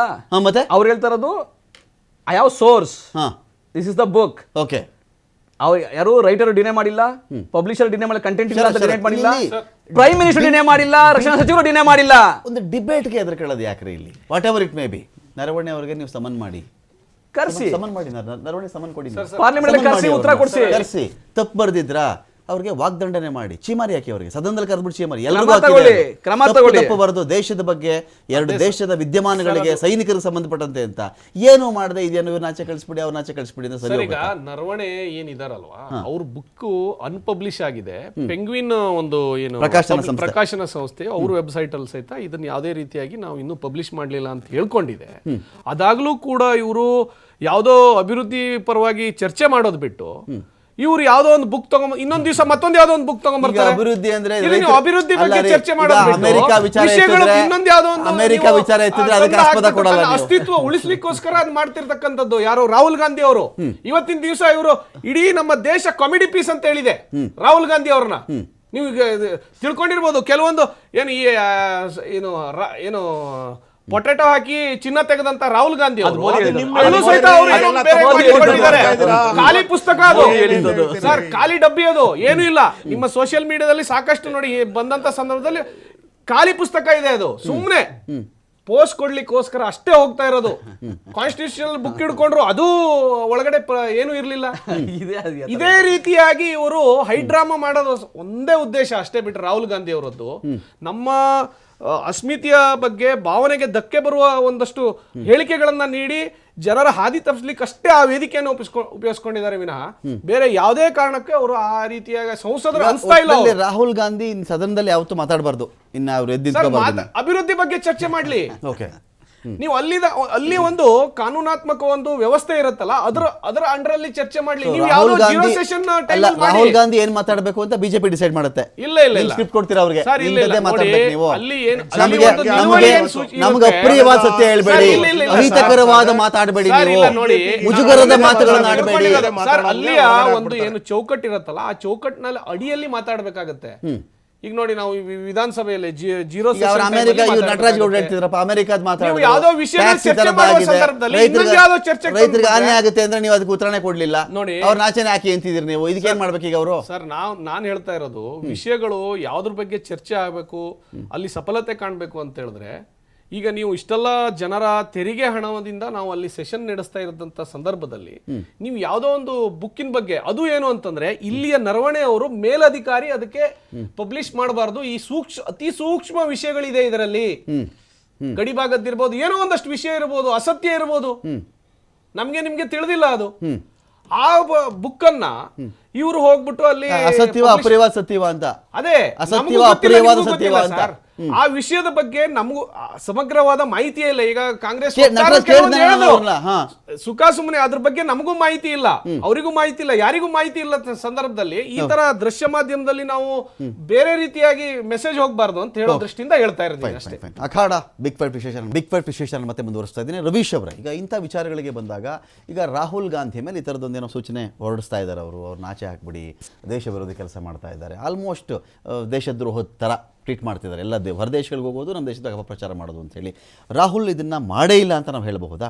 ಸೆಕ್ಷನ್ಗಳಲ್ಲಿ ಕಾನೂನು ಅಂಡರಲ್ಲಿ ಬರದೇ ಇದ್ದರೂ ನಮ್ಮ ದೇಶದ ವಿದ್ಯಮಾನಗಳಿಗೆ ಸಂಬಂಧಪಟ್ಟಂತೆ ವಿದೇಶದಲ್ಲಿ ಹೋಗಿ ಮಾತೇ ಆಡಿಲ್ವಾ ರಾಹುಲ್ ಗಾಂಧಿ? ಸರ್ ಮಾತಾಡಿರ್ಬೋದು, ಮಾತಾಡೋದ್ರಲ್ಲಿ ತಪ್ಪಿಲ್ಲ ಅಂತ ನಾನು ತಪ್ಪಿದೆ ಅಂತ ನಾನು ಹೇಳಲ್ಲ, ಯಾಕೆಂದ್ರೆ ಎಲ್ರಿಗೂ ವಾಕ್ ಸ್ವಾತಂತ್ರ್ಯ ಇದೆ, ಎಲ್ಲರೂ ಮಾತಾಡ್ತಾರೆ. ಆದರೆ ದೇಶದ ಅಭದ್ರತೆ ವಿಷಯ ಬಂದ, ಅಭದ್ರತೆಗೆ ಏನಾದ್ರು ದೇಶದ ಧಕ್ಕೆಗೆ ಏನಾದ್ರು ಧಕ್ಕೆ ತರೋಂಥ ವಿಷಯ ಮಾತಾಡಿದ್ರೆ ಅದನ್ನ ನಾವು ಕಾನೂನಲ್ಲಿ ಕ್ರಮ ತಗೊಳ್ಳೋದಕ್ಕೆ ಎಲ್ಲರಿಗೂ ಅವಕಾಶ ಇದೆ. ಆ ಸರ್ಕಾರ ಇರ್ಬೋದು, ಯಾವ ಸರ್ಕಾರನೇ ಇರಲಿ, ಯಾರೇ ಏನಾದ್ರು ದೇಶ ವಿರೋಧಿ ಕೆಲಸ ಮಾಡಿದ್ರೆ ಅದು ಮಾತಿನಲ್ಲಾಗಿರ್ಬೋದು ಅಥವಾ ಚಟುವಟಿಕೆಗಳಲ್ಲಾಗಿರ್ಬೋದು ಅವ್ರು ಕಾನೂನು ಕ್ರಮ ತಗೋಬಹುದು. ಆದರೆ ತಗೋತಾ ಇಲ್ವಲ್ಲ ಇವರು, ತಗೊಳ್ಳೋ ಅಂತ ಮುನ್ನುಡಿ ಬರಿಬೇಕಲ್ಲ. ಈಗ ನೀವೇನಾದ್ರು ನನ್ನ ದೇಶದಲ್ಲಿ ಏನಾರು ಅಕ್ರಮ ಕೆಲಸ ಮಾಡಿದ್ರೆ ಅಥವಾ ಏನಾರು ಅಕ್ರಮ ಚಟುವಟಿಕೆ ಮಾಡಿದ್ರೆ ಮಾಡ್ಬೋದು. ಇವಾಗ ನೋಡಿ, ಬಾಂಗ್ಲಾದೇಶದಿಂದ ಪಶ್ಚಿಮ ಬಂಗಾಳದಿಂದ ಎಲ್ಲರೂ ಬಾಂಗ್ಲಾದೇಶದವರು ನಮ್ಮ ಕರ್ನಾಟಕ ಬಂದು ಸೇರ್ಕೊಂಡಿದ್ದಾರೆ. ಅದು ಅವ್ರು ಎಲ್ಲಿಂದ ಬಂದ್ರು? ತಮಿಳುನಾಡಿಂದ ಬಂದ್ರ, ಇಲ್ಲ ಆಂಧ್ರ ಪ್ರದೇಶದಿಂದ ಬಂದ್ರ, ಅಥವಾ ಇನ್ನೊಂದು ರಾಜ್ಯದಿಂದ? ಅವರೆಲ್ಲ ಬಂದಿದ್ದು ಬಾಂಗ್ಲಾ ಗಡಿಯಿಂದ. ಆ ಬಾಂಗ್ಲಾ ಗಡಿಯಿಂದ ಬರೋರೆಲ್ಲ ಅದನ್ನ ಕಾಯೋದೇ ಅದು ಕೇಂದ್ರ ಸರ್ಕಾರದ ಕರ್ತವ್ಯ. ಅವ್ರು ಅಲ್ಲಿರೋನೆಲ್ಲ ಒಳಗಡೆ ಬಿಟ್ಕೊಂಡು ಆ ವಿಷಯಗಳನ್ನ ಡೈವರ್ಟ್ ಮಾಡೋದಕ್ಕೋಸ್ಕರ ರಾಹುಲ್ ಗಾಂಧಿ ಅವ್ರ ಮೇಲೆ ಅಲ್ಲಿ ಇಲ್ಲ ಸಲದ ಆರೋಪಗಳನ್ನ ಮಾಡ್ತಾ ಇದ್ದಾರೆ, ವಿರೋಧ ಪಕ್ಷದವ್ರನ್ನ ಮಣಿಸ್ತಾ ಇದ್ದಾರೆ. ಅಷ್ಟೇ ಬಿಟ್ರೆ ಇದರಲ್ಲಿ ಯಾವ್ದಾದ್ರು ಒಂದೇ ಒಂದು ಸತ್ಯಾಂಶ ಇದೆ. 10-15 ಆರೋಪಗಳನ್ನ ಮಾಡಿದ್ದಾರೆ. ಬೇರೆ ಬೇರೆ ರಾಷ್ಟ್ರಗಳಿಗೆ ಹೋಗ್ತಾರೆ, ಅಲ್ಲಿ ನಮ್ಮ ದೇಶದ ಸಾರ್ವಭೌಮತ್ವಕ್ಕೆ ಧಕ್ಕೆ ತರುವಂತ ಕೆಲಸ ಮಾಡ್ತಾ ಇದ್ದಾರೆ, ದೇಶನ ಬ್ಯಾಕ್ ಪುಟ್ಟಿಗೆ ತಗೊಂಡು ಹೋಗ್ತಾ ಇದ್ದಾರೆ, ನಮ್ಮ ಸಂಸ್ಕೃತಿ ಹಾಳು ಮಾಡ್ತಾ ಇದ್ದಾರೆ. ಇಂಥ ಎಲ್ಲ ಒಂದು ಪಟ್ಟಿ ಮಾಡ್ಕೊಂಡು ಒಂದೊಂದೇ ಒಬ್ಬೊಬ್ಬರವರು ಹೇಳ್ತಾರೆ ಇದ್ದಾರೆ. ಯಾವ್ದಾದ್ರು ಒಂದೇ ಒಂದು ಆರೋಪದಲ್ಲಿ ಸತ್ಯ ಅಂತ ಇದ್ದಿದ್ರೆ ಇವರು ಆರಾಮಾಗಿ ಕ್ರಮ ತಗೋಬೋದಲ್ವಾ? ಮಾಧ್ಯಮಗಳಲ್ಲಿ ಬಂದು ಆರೋಪ ಮಾಡೋದು ಬಹಳ ಸರಳ, ಆದ್ರೆ ಅದು ನೀವೇನಾದ್ರು ಕಾನೂನು ಕ್ರಮ ತಗೋಬೇಕಂದ್ರೆ ಅದಕ್ಕೆ ಸಾಕ್ಷಿ ಪುರಾವೆಗಳನ್ನ ಕೊಡಬೇಕು. ಆ ಸಾಕ್ಷಿ ಪುರಾವೆಗಳಿಂದ ಆರೋಪ ಮಾಡೋದು ಮೂರ್ಖತನದ ಪರಮಾವಧಿ. ನೀವು ಸ್ಪೀಕರ್ಗೆ ಚೆಕ್ಮೇಟ್ ಇಟ್ರಿ ಅಂತ ಹೇಳಿ ರಾಹುಲ್ ಗಾಂಧಿಗೆ ಬಿಜೆಪಿಯ ನಿಶಿಕಾಂತ್ ದುಬೆ ಚೆಕ್ಮೇಟ್ ಇಡ್ತಾ ಇದ್ದಾರೆ. ಅವಿಶ್ವಾಸ ಗೊತ್ತುವಳಿ ಸ್ಪೀಕರ್ ಮೇಲೆ. ಈ ಮನುಷ್ಯನೇ ಆಚೆ ಹಾಕಿ ಅಂತ ಬಿಜೆಪಿ ಅವರು. ಹೌದು, ಈಗ ಬಿಜೆಪಿ ಚೆಕ್ಮೇಟ್, ಬಿಜೆಪಿದು ಅದೇ ಸ್ಟ್ರಾಟಜಿ. ಅದು ಏನಂದ್ರೆ ಯಾರು ಧ್ವನಿ ಎತ್ತಾರೆ, ಯಾರು ಪ್ರಶ್ನೆ ಮಾಡ್ತಾರೆ, ಯಾರು ಕಾನೂನಾತ್ಮಕವಾಗಿ ಇರ್ತಾರೆ, ಯಾರು ಸತ್ಯವನ್ನ ಹೇಳ್ತಾರೆ, ಅವ್ರಿಗೆ ನಮಗೆ ನೀವು ಹೇಳಲ್ಲ ಅಪ್ರಿಯವಾದಂಥ ಸತ್ಯ ಹೇಳಿದಾಗ ಅವ್ರಿಗೆ ಅರ್ಗಿಸ್ಕೊಳ್ಳೋಕೆ ಸಾಧ್ಯ ಆಗದಲ್ಲಿದ್ದಾಗ ಈ ತರ ದಾಳಿಗಳನ್ನ ಮಾಡೋ ಪ್ರಯತ್ನ ಮಾಡ್ತಾರೆ. ಅದು ಮುಂಚೆನೂ ಮಾಡಿದ್ದಾರೆ, ಈಗಲೂ ಮಾಡ್ತಾರೆ, ಮುಂದಕ್ಕೂ ಮಾಡ್ತಾರೆ. ಬಿಜೆಪಿ ಇರೋವರೆಗೂ ಅವ್ರ ಚಾಳಿನ ಇಷ್ಟು. ನಾನು ನೀವು ಎರಡು ಪಾಯಿಂಟ್ ಹೇಳ್ತೀನಿ. ಸುಪ್ರೀಂ ಕೋರ್ಟ್ನ 4 ಜನ ಜಡ್ಜ್ಗಳು ಭಾರತದ ಇತಿಹಾಸದಲ್ಲಿ ಬಂದು ರಸ್ತೆ ಮೇಲೆ ಕೂತ್ಕೊಂಡು ಪತ್ರಿಕಾಗೋಷ್ಠಿ ಮಾಡಿ ಡೆಮಾಕ್ರಸಿ ಇನ್ ಡೇಂಜರ್ ಅಂದರು. ಯಾರ ಸರ್ಕಾರ? ಇವ್ರದೇ ಸರ್ಕಾರ. ಅವರು ದೇಶದ್ರೋಹಿಗಳ? ಇಡೀ ಪ್ರಪಂಚದ 100 ಕಂಟ್ರಿಗಳಲ್ಲಿ ಅದು ಪಬ್ಲಿಷ್ ಆಗಿದೆ, ಅದು ನ್ಯೂಸ್ ಪಬ್ಲಿಷ್ ಆಗಿದೆ. ಭಾರತದ ಸುಪ್ರೀಂ ಕೋರ್ಟ್ನ ಚೀಫ್ ಜಸ್ಟಿಸ್ 4 ಜನ ಜಡ್ಜ್ಗಳು ಬಂದು ಪ್ರೆಸ್ ಮೀಟ್ ಮಾಡ್ತಿದ್ದಾರೆ. ಸೊ ಯಾವ ದೇಶದ್ರೋಹಿಗಳ? ಇಲ್ಲ. ನೀವು ಮಾಡೋ ಕ್ರಮಗಳನ್ನ ಯಾರು ಟೀಕೆ ಮಾಡ್ತಾರಲ್ಲ ಅವ್ರಿಗೆ ನೀವು ಕಟ್ಟೋ ಪಟ್ಟ ಇದು. ಅಸತ್ಯವಾದದನ್ನು ನುಡಿದಿದ್ರೆ, ಈಗ ಬೇರೆ ಏನೋ ಕೆಲಸಗಳು ಮಾಡಿ ಗೂಢಚಾರಿಕೆ ಮಾಡಿ ಪಾಕಿಸ್ತಾನಕ್ಕೆ ಇಲ್ಲಿಂದ ಯಾರೋ ಏನೋ ಮಾಹಿತಿ ಕಳಿಸ್ತಾ ಇದ್ದಾರೆ, ನೀವು ಅವ್ರನ್ನ ದೇಶದ್ರೋಹಿಯನ್ನೇ ಹಿಡಿದಾಕಿ ಪರವಾಗಿಲ್ಲ. ದೇಶದ ಭದ್ರತೆಗೆ ಧಕ್ಕೆ ಮಾಡ್ತಾ ಇದ್ದಾರೆ, ಅದೆಲ್ಲ ಏನಾದ್ರು ಚರ್ಚೆ ಇದ್ರೆ ಮಾತಾಡಿ ಪರವಾಗಿಲ್ಲ. ನೀವು ಮಾಡೋ ಕೆಲಸಗಳಿಗೆ 10,000 ಕೋಟಿ ರೂಪಾಯಿ ನಿಮ್ಮ ಅಸೆಟ್ ಇವತ್ತು. ಕಳೆದ 10 ವರ್ಷದಲ್ಲಿ ನಿಮ್ಮ ಸಂಪಾದನೆ ಏನಂದ್ರೆ ಬಿಜೆಪಿದು 10,000 ಕೋಟಿ ಅಸೆಟ್ ಬಿಜೆಪಿದು. ಕಾಂಗ್ರೆಸ್ದು 750 ಕೋಟಿ ಅಸೆಟ್. ನಾವು 100 ವರ್ಷ ಇದ್ರು 750 ಕೋಟಿ ಅಸೆಟ್ಟು, ನಿಮ್ದು 10,000 ಕೋಟಿ. ಹೆಂಗ್ ಬಂತು? ಎಲೆಕ್ಟ್ರಲ್ ಬಾಂಡ್ಸು, ಎಲೆಕ್ಟ್ರಲ್ ಟ್ರಸ್ಟ್, ನಿಮಗೆ ಎಲ್ಲ kick backs, IT, ED, CBI ನಿಮ್ಗೋಸ್ಕರ ಕೆಲಸ ಮಾಡ್ತಾರೆ, ಹಣವನ್ನು ಸಂಗ್ರಹ ಮಾಡ್ತಾರೆ. ಎಲೆಕ್ಟ್ರಲ್ ಬಾಂಡ್ ಅಲ್ಲಿ ನೀವು 50 ಪೈಸೆನೂ ತಗೊಂಡಿಲ್ಲ ಪಾಪ. ನೀವು 50 ಪೈಸೆನೂ ತಗೊಂಡಿಲ್ಲ. ನಟರಾಜ್ ಗೌಡ್ರು ಕಾಂಗ್ರೆಸ್ ಪಕ್ಷ 50 ಪೈಸೆನೂ ತಗೊಂಡಿಲ್ಲ. ಈಗ ಆಮ್ ಆದ್ಮಿನೂ ತಗೊಂಡಿಲ್ಲ ಎಲೆಕ್ಟ್ರಲ್ ಬಾಂಡ್ ಅಲ್ಲಿ. ಅವ್ರು ತಗೊಂಡ್ಬಿಟ್ರೆ ಎಲೆಕ್ಟ್ರಲ್ ಬಾಂಡ್, ನೀವು ತಗೊಂಡ್ಬಿಟ್ರೆ ಎಲ್ಲ ಒಳ್ಳೆ ದೇಣಿಗೆ ನಿಮ್ದು. IT-ನ ಬಿಟ್ಟು ಚೂ ಬಿಟ್ಟು, IT-ನ ಚೂ ಬಿಟ್ಟು, ED-ನ ಚೂ ಬಿಟ್ಟು, ನೀವು ನೋಡಿ. ಅಲ್ಲ, ನೀವು ಬಲಗೈಲಿ ಎಲೆಕ್ಟ್ರಲ್ ಬಾಂಡ್ ಬಗ್ಗೆ ಈ ತರದ್ ಮೋಸ ಆಗಿದೆ ಅಂತ ಬಲಗೈಲಿ ಅರ್ಜಿ ಬರೆಯೋದು, ಎಡಗೈಯಿಂದ ದೇಣಿಗೆ ತಗೋತಾರೆ. ನೀವು IT, ED, CBI ಹೆಂಗ್ ಉಪಯೋಗಿಸ್ಕೊಂಡ್ರಿ ಅಂದ್ರೆ, ಒಬ್ಬನ್ನ ಅರೆಸ್ಟ್ ಮಾಡಿದ್ರಿ, ಜೈಲ್ಗೆ ಹಾಕಿದ್ರಿ, ಜೈಲಲ್ಲಿ ಇದ್ದಾಗಲೇ ನೀವು 50 ಕೋಟಿ ಇಸ್ಕೊಂಡ್ರಿ, ಬೇಲ್ ಬಂದು ಈಚೆಗೆ ಬಂದಾಗ 100 ಕೋಟಿ ಇಸ್ಕೊಂಡ್ರಿ. ಅಂದ್ರೆ ನೀವು IT, ED ದಾಳಿ ಮಾಡೋದು ಯಾವ್ದಕ್ಕೆ? ಮಾಹಿತಿ ನಿಮ್ಮ ಹತ್ರ ಇದ್ದಾಗ ನಿಮ್ ಪ್ರತಿಪಕ್ಷವಾಗಿ ಒಂದು ಕೇಸ್ ಹಾಕ್ದೆ ಯಾಕೆ ಬಿಟ್ಬಿಟ್ರಿ? ಈಗ ಅವರು ದೇಣಿಗೆ ಕೊಟ್ಟಿದ್ದಾರೆ. ನೀವು ಕೋಇನ್ಸಿಡೆನ್ಸ್ ಅನ್ಬೋದು. ಬಿಜೆಪಿಗೆ 30 ದೊಡ್ಡ ಕಂಪನಿಗಳು ದೇಣಿಗೆ ಕೊಟ್ಟಿದೆ. 14 ಕಂಪನಿ ಮೇಲೆ ED ಮತ್ತೆ IT ದಾಳಿ ಮಾಡಿದ ಮೇಲೆ ಅವ್ರಿಗೆ ದುಡ್ಡು ಬಂದಿದೆ. 30 ದಿನದೊಳಗೆ ದುಡ್ಡು ಬಂದಿದೆ. ಅದು 1000 ಕೋಟಿ ಮೆಗಾ ಇನ್ಫ್ರಾಸ್ಟ್ರಕ್ಚರ್ಸ್ ಇರ್ಬೋದು, ಅಥವಾ ಎಟರೋ ಕೆಮಿಕಲ್ಸ್ ಇರ್ಬೋದು, ಅಥವಾ ಅರಬಿಂದೋ ಫಾರ್ಮಾ ಇರ್ಬೋದು. ಎಲ್ಲಾ ಕಂಪನಿಗಳು ಅವ್ರಿಗೆ ಯಾವಾಗ IT, ED ನೀವು ಹಾಕಿ ಅವ್ರ ಕುತ್ತಿಗೆ ಹಿಡ್ಕೊಂತಿರಲ್ಲ, ದುಡ್ಡು ನಿಮಗೆ ಕೊಡ್ತಾರೆ. ಜಾಸ್ತಿ ಬಂದ್ಬಿಟ್ಟು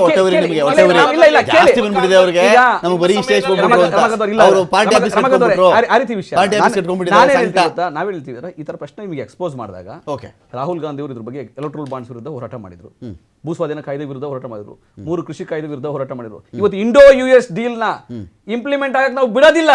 ನಾನು ಇದನ್ನ ನಿಮ್ಗೆ ಹೇಳ್ತಾ ಇದೀನಿ, ಇಂಪ್ಲಿಮೆಂಟ್ ಆಗ ನಾವು ಬಿಡೋದಿಲ್ಲ. ರೈತರ ಹಿತವನ್ನು ನಾವು ಕಾಪಾಡಬೇಕು.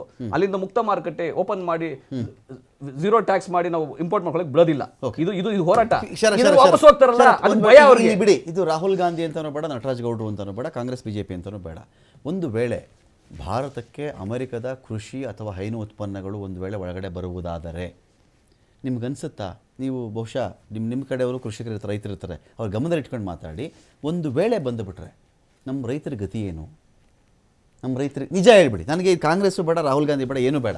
ಈ ಒಪ್ಪಂದವನ್ನು ಯಾರೇ ಪ್ರಜೆ ಅಕಸ್ಮಾತ್ ಇದಕ್ಕೆ ಅಪೋಸ್ ಮಾಡಿದ್ರೆ ಅದರಲ್ಲಿ ಸತ್ಯ ಇದೆಯಾ ಸುಳ್ಳಿದೆಯಾ? ಇದರಲ್ಲಿ ಒಂದು ನನಗೆ ಬಾಲಿಶ ಅನಿಸ್ತಾ ಇರೋದು, ಅಮೆರಿಕದಲ್ಲಿ ರೈತರ ಪ್ರಮಾಣ ಎಷ್ಟಿದೆ ಸ್ವಲ್ಪ ನೀವು ಗಮನಿಸಿ.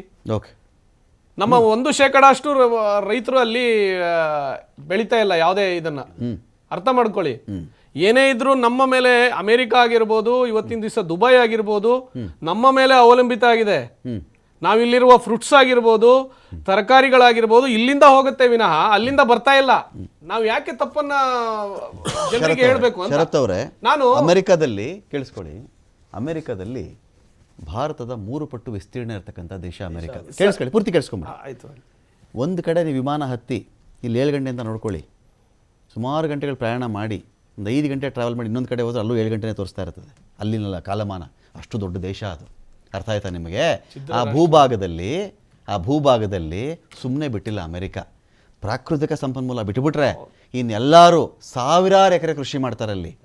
ಅದಕ್ಕೆ ಟ್ರಂಪ್ ಒದ್ದಾಡ್ತಿರೋದು, ನಮ್ಮ ಮುಸ್ಕಿನ ಜೋಳ ಒಳಗಡೆ ಕಳಿಸ್ಬಿಡ್ತೀನಿ, ನಮ್ಮದು ಪಶು ಆಹಾರ ಇದೆಯಲ್ಲ, ಕೋಳಿಯಿಂದ ತಯಾರಿಸಿರೋ ಪಶು ಆಹಾರ ಭಾರತದಲ್ಲಿ ಹೋಗಿ ಹಾಕ್ಬಿಡಿ, ನಿಮ್ಮ ಅಮೂಲು KMF ಕೆಲಸ ಮಾಡ್ತಿಲ್ಲ, ನನ್ನ ಹಾಲು, ನನ್ನ ಡೈರಿ ಉತ್ಪನ್ನ, ಪಶು ಆಹಾರ ತಗೊಳ್ಳಿ ಅಂತ ಯಾಕೆ ಹೇಳ್ತಿದ್ದಾರೆ ಅವರು? ಸರಿ ತಾನೆ? ರೈತರಿಲ್ಲ ತಾನೆ? ನಮಗೇನ್ರಿ ದಿನಕ್ಕೆ 1 ಕೋಟಿ ಲೀಟರ್ಗಿಂತ ಹೆಚ್ಚಿನ ಹಾಲು ಉತ್ಪಾದನೆ ಮಾಡ್ತೀವಿ ನಮ್ಮ ರಾಜ್ಯದವರು. ನಮ್ಗೆ ಯಾಕೆ ಅಮೆರಿಕ ಅಲ್ಲಿ ಕೋಳಿ ಆಹಾರ ತಿಂದಿರೋ ಹಸು ಕೊಟ್ಟಿರೋ ಹಾಲು ತಗೊಳ್ಳೋಂಥ ಕ್ರಮ ನಮಗೇನು ಅಂತ ನನ್ನ ಪಾಯಿಂಟ್ ಇಲ್ಲಿ. ಅಲ್ಲಿಯ ವಾತಾವರಣಕ್ಕೆ ತರಕಾರಿ ಬೆಳೆಯುವಷ್ಟು ವಾತಾವರಣ ಅಲ್ಲಿ ಇಲ್ಲ ಅಂತೇಳಿ ನನಗೆ ಕೆಲವು ಅಲ್ಲಿರುವ ವ್ಯಕ್ತಿಗಳು ಹೇಳ್ತಕ್ಕಂಥದ್ದು. ಎಲ್ಲೆಲ್ಲಿಂದ ತರಕಾರಿ ಬಂದ್ಬಿಡ್ಲಿ, ನಮ್ಮಲ್ಲಿ ಏನು ಆಗಲ್ಲ ಅಂತ ನೀವು ಹೇಳೋದು.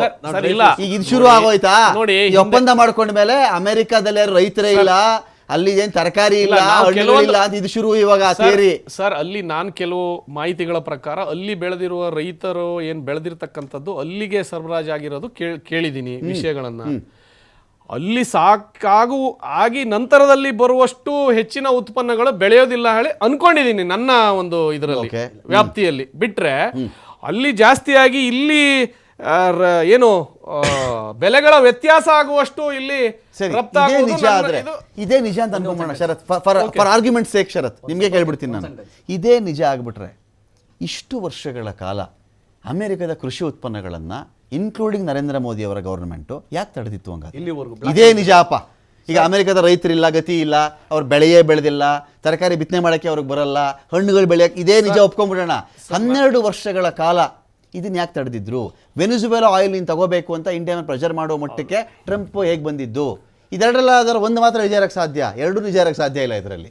ಅಲ್ಲ, ಅಲ್ಲಿ ಇದೇನು ಅಲ್ಲಿ ಆಂತರಿಕ ವ್ಯವಸ್ಥೆಗಳಲ್ಲಿ ಏನೇನಿದೆ ಅಂತ ನಾನು ಫ್ರಾಂಕ್ ಆಗಿ ಹೇಳ್ತೀನಿ, ನನಗೆ ಮಾಹಿತಿ ಇಲ್ಲ. ಈ ಒಂದು ನಾನು ವಿಷಯಗಳನ್ನ ಹೇಳ್ತೀನಿ. ಆದರೆ ನೆಲೆಸಿರ್ತಕ್ಕಂಥ ಕೆಲವು ಸಾಫ್ಟ್ವೇರ್ ಇಂಜಿನಿಯರ್ಗಳ ಬಗ್ಗೆ ನಾನು ಆಕ್ಚುಲಿ ನಮ್ಮ ಕೆಲವೊಬ್ರು ಮಾಹಿತಿಗಳ ಪ್ರಕಾರ ಅಲ್ಲಿ ಅಷ್ಟು ಅಮೆರಿಕದಲ್ಲಿ ಬೆಳೆದು ಇಲ್ಲಿ ಕಳಿಸುವಷ್ಟು ಸಾಮಗ್ರಿಗಳು ಅಲ್ಲಿ ಬೆಳೆಯಲ್ಲ ಅಂತೇಳಿ ಇಷ್ಟೇ ಮಾಹಿತಿ ಇದೆ. ಕೆಲವೊಂದು ಇರ್ಬೋದು, ನೀವು ಮುಸುಕಿನ ಜೋಳ ಅಂದ್ರಲ್ಲ, ಇರ್ಬೋದು. ಎರಡೇ ಸೆಂಟೆನ್ಸ್ ನಾನು ಏನ್ ಹೇಳ್ತೀನಿ ಅಂದ್ರೆ, ಅಮೆರಿಕದಲ್ಲಿ ಪ್ರತಿ ರೈತಂದು 450 ಎಕರೆಗಿಂತ ಹೆಚ್ಚು ಲ್ಯಾಂಡ್ ಇದೆ. ಭಾರತದಲ್ಲಿ 2 ಎಕರೆ 24 ಕುಂಟೆ ಜಮೀನಿದೆ. ನಾವಿಲ್ಲಿ ಜೀವನೋಪಾಯ ಫುಲ್ ಬೆಳಿತಾರೆ, ಟೆಕ್ನಾಲಜಿ ಉಪಯೋಗಿಸಿ, ಮಿಷನರಿ ಉಪಯೋಗಿಸಿ ಜಾಸ್ತಿ ಬೆಳಿತಾರೆ. ಆಮೇಲೆ ಅಲ್ಲಿ ಹೈನುಗಾರಿಕೆ ಏನಾದ್ರು ನಮ್ಗೆ ಮುಕ್ತ ಮಾರುಕಟ್ಟೆ ಓಪನ್ ಆಗ್ಬಿಟ್ರೆ, ಕೋಳಿ ಸಾಗಾಣಿಕೆಯಿಂದ ನಮ್ಗೆ ಇಲ್ಲೇನು ಮುಕ್ತ ಮಾರುಕಟ್ಟೆ ಓಪನ್ ಆಗ್ಬಿಟ್ರೆ, ಅಮೂಲ್ಗೂ ಪೆಟ್ಟು ನಂದಿನಿಗೂ ಪೆಟ್ಟು. ಈ ಭಾರತದಲ್ಲಿ ರೈತರು 2ನೇ ಆದಾಯ ಅಂತ ಹೇಳಿ ಏನೋ 2 ಹಸು 3 ಹಸು ಇಟ್ಕೊಂಡು ಜೀವನ ನಡೆಸ್ತಾ ಇದ್ದಾರೆ. ಜೀವನ ದುಸ್ತರ ಆಗ್ಬಿಡ್ತದೆ. ಅಲ್ಲಿ ನೀವು ಇಂಪೋರ್ಟ್ ಮಾಡ್ಕೊಳ್ಳೋದೊಂದು ಟ್ರಾನ್ಸ್ಪೋರ್ಟೇಷನ್ ಒಂದು ಬಿಟ್ರೆ, ಕೃಷಿ ಕೃಷಿ ಒಪ್ಕೊಂಡಿಲ್ಲ ಅಂತ ಕೂಡ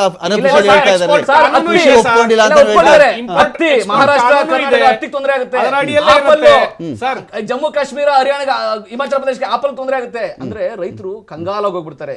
ಸಾಮಾನ್ಯ ಅಲ್ಲ ಇದು. ಇಲ್ಲಿವರೆಗೂ ಭಾರತ ಯಾವತ್ತೂ ಕೂಡ ಕೃಷಿ ಉತ್ಪನ್ನಗಳಿಗೆ ಅವಕಾಶ ಕೊಟ್ಟಿಲ್ಲ. ಬ್ಯಾನ್ ಮಾಡಿದೀವಿ, ನಾವು ಬ್ಲಾಕ್ ಮಾಡಿದೀವಿ. ಇವತ್ತು ನೀವು ಓಪನ್ ಮಾಡ್ಬಿಟ್ರೆ ಮುಂದೊಂದ್ ದಿನ ಇಡೀ ದೇಶದ ರೈತರು ಅಮೆರಿಕಾದ ಉದ್ಯಮಿಗಳಿಗೆ ಜೀತ ಆಗ್ಬೇಕಾಗ್ತದೆ. ಕ್ಲಾರಿಫೈ ಮಾಡ್ತೀನಿ ಸರ್ ಅದರಲ್ಲಿ.